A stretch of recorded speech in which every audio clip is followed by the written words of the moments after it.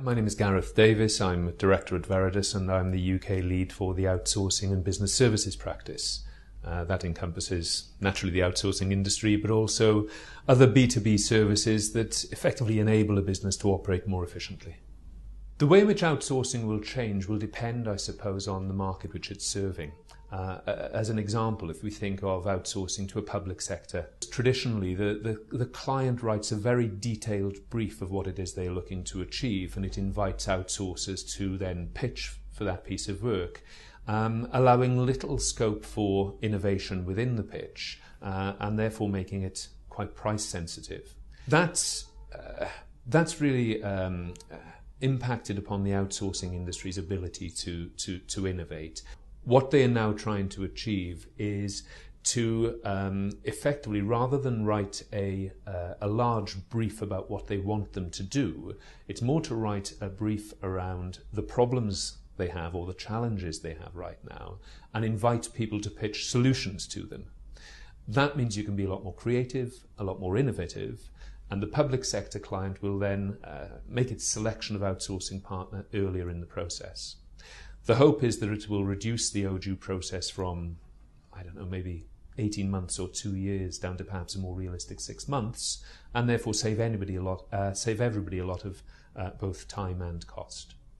For private sector clients, the challenge and the opportunity is very different. There it's not so much about a robust procurement process, it's more about achieving the aims of the outsource. So there's been much more opportunity to innovate and introduce new ideas within that already. The future of outsourcing therefore, needs to look very different.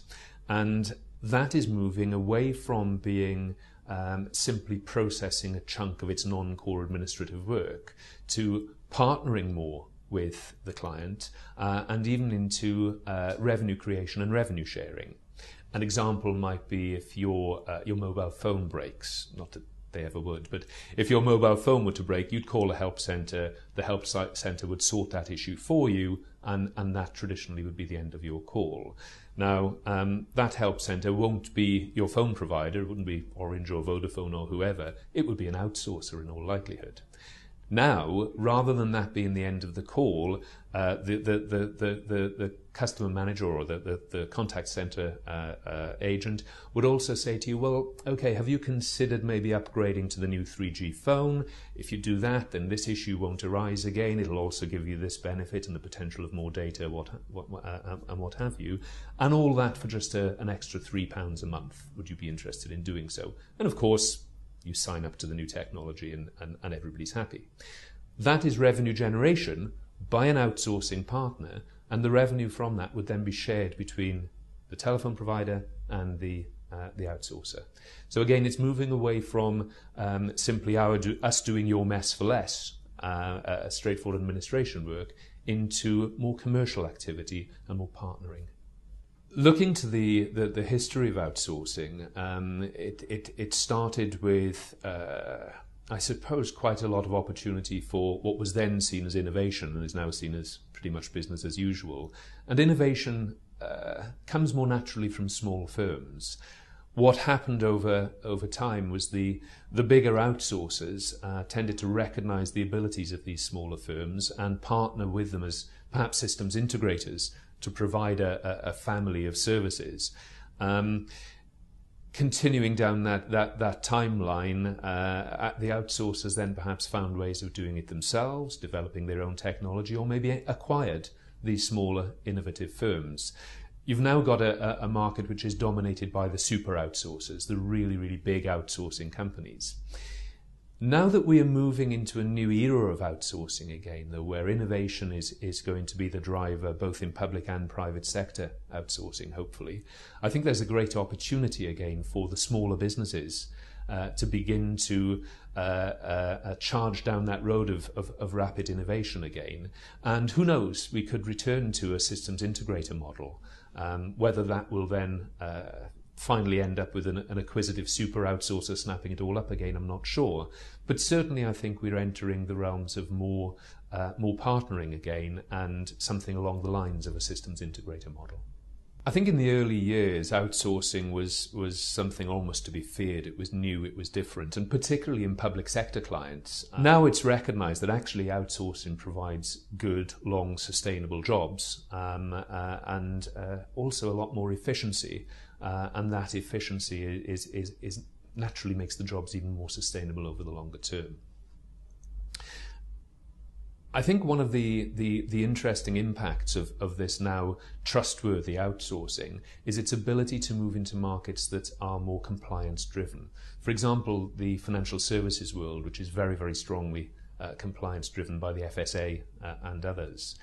What's happened there is the outsourcers have moved into very simple administration outsourcing, but then into, again, ever increasing depth with their clients. And not so long ago, the FSA themselves, I suppose, looked at outsourcing and were a little bit confused, dare I say, as to where the regulatory and compliance burden sat.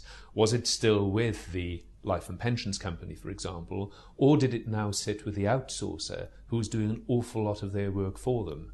And indeed, I think the conclusion they reached is that both of these bodies share the regulatory burden, and therefore both of them are regulated entities.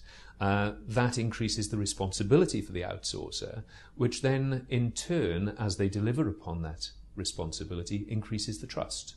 So outsourcing is now a very young and yet mature industry.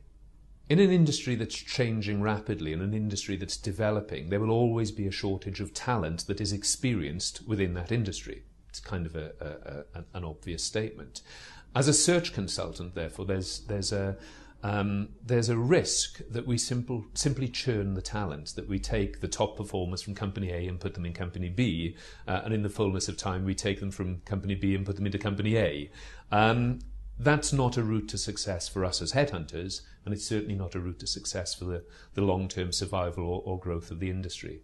What we need to do, therefore, is to help our clients think a little more creatively and to help them identify areas where people perhaps have experiences that are transferable into the outsourcing environment and would also not just deliver upon what outsourcers are looking for, but also bring new ideas, again, innovation and new thought.